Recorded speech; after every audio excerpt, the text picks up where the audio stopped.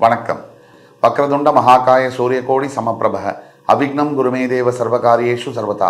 தென்னாட்டுடைய சிவனே போற்றி, என் நாட்டவர்க்கும் இறைவா போற்றி. நண்பர்களே, இந்த புத்தம் புதிய காணொலியில் உங்கள் அத்துணை பேரையும் வரவேற்பதில் மிக்க மகிழ்ச்சி கொள்கிறேன்.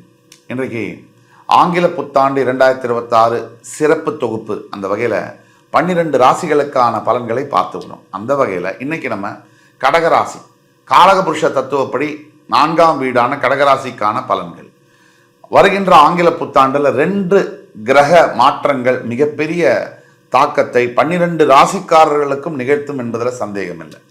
அதில் மார்ச் 6 நடக்கவிருக்கின்ற சனி பயிற்சி, வாக்கிய பஞ்சாங்கப்படி கும்பராசியிலிருந்து பெயர்ந்து மீனராசிக்கு போகவிருக்கின்ற சனி பகவான், ஜூன் 2 அதாவது மிதுன ராசியிலிருந்து பெயர்ந்து கடகராசிக்கு போகவிருக்கின்ற குரு பகவான்.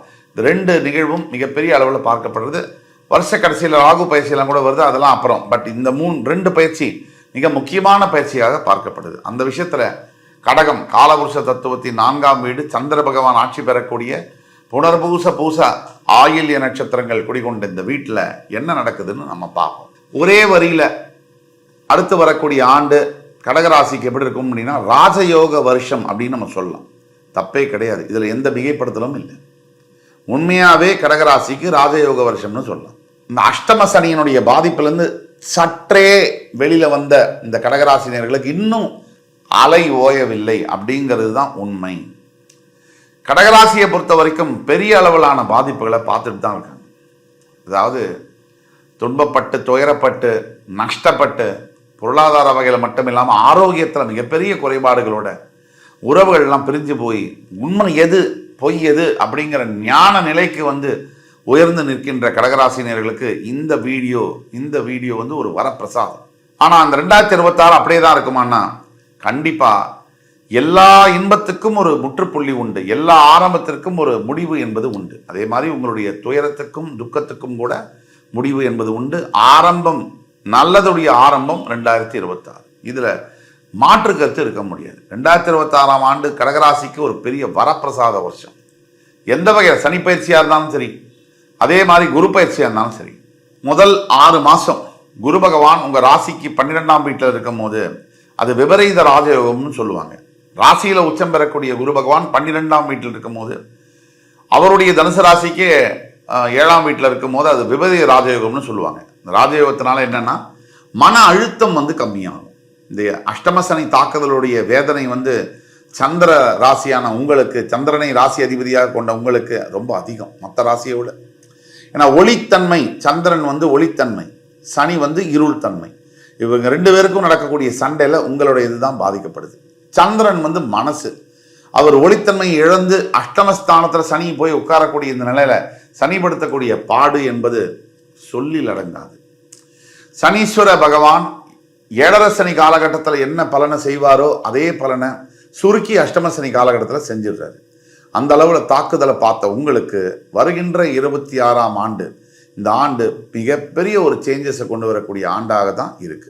இதனால என்ன பெனிஃபிட் அப்படின்னு பார்த்தீங்கன்னா, கடன் நோய் தீர்றது, மனசுல அமைதி வருது, நல்ல தூக்கம் வர்றது, இந்த தேவையில்லாத பிரச்சனைகள்லாம் நீங்கிறது, உடல் ஆரோக்கியத்தில் மிகப்பெரிய அளவில் சேஞ்சஸ் இருக்கிறதெல்லாம் நடக்கும் முதல் 6 மாதம்.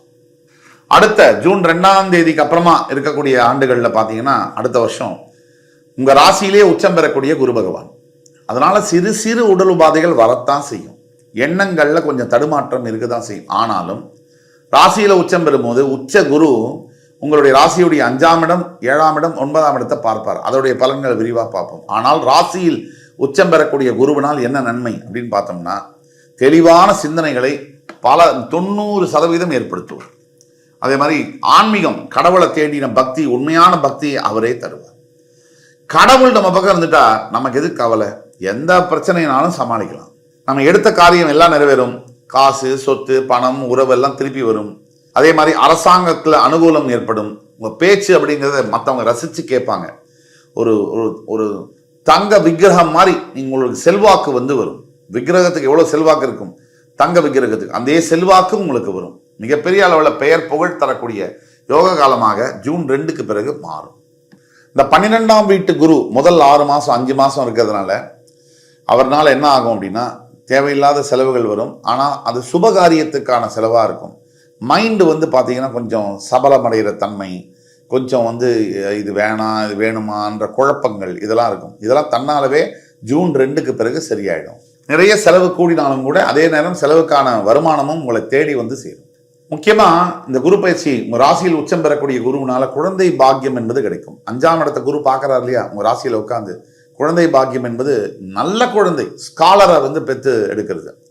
அதாவது அறிவில் சிறந்த ஒரு பிரகஸ்பதி மாதிரி ஒரு குழந்தையை வந்து பெற்று எடுக்கிறது. நல்ல படிப்பு திறனுடைய பிரகாசமான குழந்தையை பெற்றெடுப்பது, அந்த மாதிரியான பாக்கியங்கள் கிடைக்கும். திருமண உறவுகளை பொறுத்த வரைக்கும் கொஞ்சம் ட்விஸ்ட் தான்.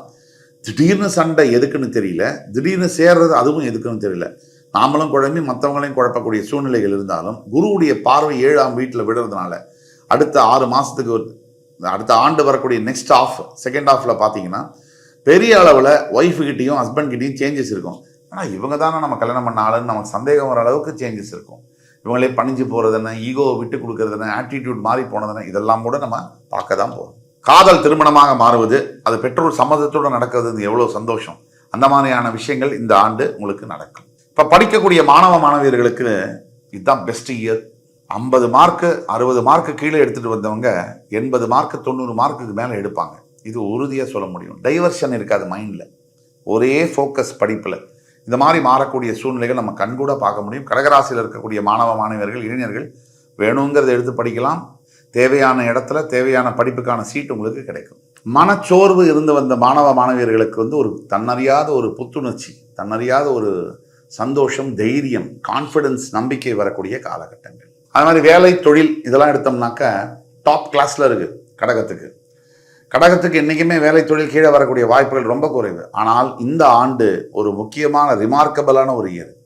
கடகராசியில் இருக்கக்கூடிய அடித்தள தொழில் செய்யக்கூடிய தொழிலாளர்கள் ஆரம்பித்து முதலாளிகள் வரைக்கும் பெரிய சேஞ்சஸ், மாற்றங்களை தரக்கூடிய ஆண்டு. விஸ்தரிக்கும் தொழில், விஸ்தரிக்கும் வியாபாரம், பல மடங்கு தொழில் பெருக்கம், பணப்பெருக்கம், பணப்புழக்கத்தில் மாற்றங்கள் எல்லாம் ஏற்படக்கூடிய ஆண்டு. பணம் கொடுக்கல் வாங்கல மட்டும் ஒரு தடவைக்கு 2 தடவை யோசிச்சு பயணிக்கணும். இந்த உடல் நலத்தை பொறுத்த வரைக்கும் கடகராசிக்கு இந்த ஆண்டு வந்து பார்த்தீங்கன்னா நீர் தத்துவத்தை கொண்ட இந்த ராசிக்கு கொஞ்சம் ஜாகிரதையாக இருக்கணும். இந்த வெளியில் சாப்பிடக்கூடிய உணவுகளை தவிர்க்க வேண்டும். கண்ணாப்பினா நேரத்தில் தூங்குறதை வந்து தவிர்க்க வேண்டும். இது 2 தான் முக்கியமான பாயிண்ட்டு. வெளியில் கண்ணாப்பினா சாப்பிட்றது, கண்ட நேரத்துக்கு தூங்குறது, கண்ட நேரத்துக்கு எழுந்துக்கிறது, இது என்ன வாழ்க்கை? நம்ம இஷ்டப்பட்டபடி வாழணும் அப்படின்னா அது அப்படி சரியாக வராது. உடம்புக்குன்னு ஒரு சில சட்டத்திட்டங்கள் இருக்குது. இந்த இயற்கைக்கு, இந்த பூமிக்கு வந்து இப்போ நம்ம பூமியில் நடக்கிறோம், பூமி இஷ்டப்பட்ட பணி இருக்கணும்னு சொல்லி அதை வந்து ஒரு இடத்துல மேலே ஏறி கீழே ஏறிலாம் பண்ணால் நம்மளால் வாழ முடியுமா? அப்படி எல்லாம் அந்த பிரபஞ்சம் முழுக்கமே ஒரு சட்ட விதிக்கு உட்பட்டது தான் எல்லாமே. அந்த சட்ட விதிக்கு உட்பட்டு நம்ம வாழற வரைக்கும் நமக்கு பிரபஞ்சத்தினால எந்த பிரச்சனையும் இருக்காது, நமக்கும் அதனால் எந்த பிரச்சனையும் இருக்காது, நம்மளாலையும் அதுக்கு எந்த பிரச்சனையும் இருக்காது. ஆனால் நம்ம உடம்பை வந்து அவமரியாதை பண்ணி அதை வந்து கண்டுக்காமல் விடும்போது, அதோடைய வேலையை அதை காமிக்கும் போது 35 வருஷம் சம்பாதிச்சதெல்லாம் ஆஸ்பத்திரியில் 35 நாளில் பிரிச்சுருவாங்க. அதனால் ஜாக்கிரதையாக இருக்க வேண்டியது, உடல் நிலைமையில் கரெக்டான நேரத்தில் சாப்பிட்டு தூங்க வேண்டியது நம்மளுடைய கடமை. அதே மாதிரி வியாழக்கிழமை தோறும் ஓம் நமோ நாராயணாய நமக இந்த மந்திரத்தை வந்து 108 தடவை சொல்றதும், அதே மாதிரி வியாழக்கிழமை தோறும் குருமார்களுடைய கோவில்களுக்கு சென்று தரிசனம் செய்வதும், குருமார்கள்னா ராகவேந்திர சுவாமி, ஷிரடி சாய்பாபா, ஆஞ்சநேய சுவாமி போன்ற குருமார்களுடைய கோவிலுக்கு சென்று தரிசனம் செய்வதும் முக்கியமான திருப்பங்களை தரும். சுருக்கமாக சொல்லணும்னா கடகராசிக்கு வந்து இந்த வருகின்ற ஆங்கில புத்தாண்டு என்பது ஒரு பிளாக் பஸ்டர் இயர். அதாவது தொழிலாக இருக்கட்டும், திருமணமாக இருக்கட்டும், உடல் நலமாக இருக்கட்டும், குழந்தை பாக்கியமாக இருக்கட்டும், கல்வியாக இருக்கட்டும், எல்லாத்துலேயுமே வந்து பாசிட்டிவான ரிசல்ட்டை தர மாதிரியான அமைப்பு தான் இருக்குது. நெகட்டிவ்னு எடுத்தால் உடல் ஆரோக்கியத்தில் கண்ட நேரத்தில் சாப்பிட்றது தூங்குறதை மட்டும் அவாய்டு பண்ணணும். பரிகாரங்கள் அப்படின்னு நம்ம வரும்போது கடகராசிக்கான பரிகாரங்களில் முக்கியமான பரிகாரங்கள், தன்னை படிக்க வைத்த, தனக்கு படிப்பு சொல்லி கொடுத்த, தன்னை வாழ வைத்த அப்பா முதல்ல, ஆசிரியர்கள் 2வது, முதியோர்கள் 3வது. இவங்களுக்கு உங்களால் ஏதாவது நல்லது செய்ய முடிஞ்சு நீங்கள் செஞ்சீங்கன்னா, மனதார செஞ்சீங்கன்னா, இது ஒன்றே உங்கள் வாழ்க்கையை வந்து மிகப்பெரிய ஒரு நிலைமையில இந்த ஆண்டு உயர்த்தி விடும். கடகராசிக்காரர்களுக்கு ஒட்டு மொத்தத்தில் ஒரே வார்த்தையில் சொல்லணும்னா, வருகின்ற ஆங்கில புத்தாண்டு ஆண்டு வந்து ஒரு ஜாக்பாட் வருஷம்.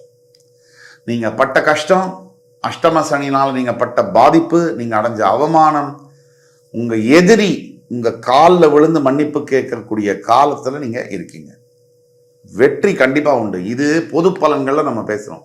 தனிப்பட்ட உங்கள் ஜாதகத்துக்கு ஏதாவது தெரியணும்னா உங்கள் ஜாதகத்தை கீழே கொடுக்கல வாட்ஸ்அப் நம்பரில் எங்களுக்கு வாட்ஸ்அப் பண்ணி ஆன்லைன் அப்பாயின்மெண்ட் வாங்கி சொல்லும் போது இன்னும் துல்லியமான பலன்கள், அடுத்து உங்கள் வாழ்க்கையில் நீங்கள் எதை எதிர்பார்க்கலாம், எந்த நிலைமைக்கு வந்து அடுத்த 2 வருஷம் இல்லை அடுத்த ஆண்டுகள் இன்னும் வரக்கூடிய வருஷங்களில் செல்லும் அப்படிங்கிறத துல்லியமாக சொல்ல முடியும். இப்போ இந்த வருஷத்தை பொறுத்த வரைக்கும் குழந்தைகள்லேருந்து பெண்கள்லேருந்து எல்லாருக்கும் என்னன்னா எல்லாத்துலேயும் மகிழ்ச்சி, ஆன்மீகத்தில் ஈடுபாடு, உடல் ஆரோக்கியத்தில் கவனம் தேவை. மிச்சபடி பொருளாதாரத்தில் மிகப்பெரிய அளவில் சேஞ்சஸ், எல்லாத்தையும் நல்லதாக தான் நம்ம சொல்ல முடியும். ஒட்டுமொத்த கடகராசி நண்பர்களுக்கு இந்த வீடியோ பயனுள்ளதாக இருக்கும்னு நான் நம்புகிறேன். அதே மாதிரி நாளைய வீடியோவில் சிம்மம் ஆங்கில புத்தாண்டு 2026 பலன்களை பார்க்கும் வரையில் உங்களிடமிருந்து விடைபெறுவது உங்கள் சுபாஷ் பாலகிருஷ்ணன். நன்றி, வணக்கம், வாழ்க வளமுடன்.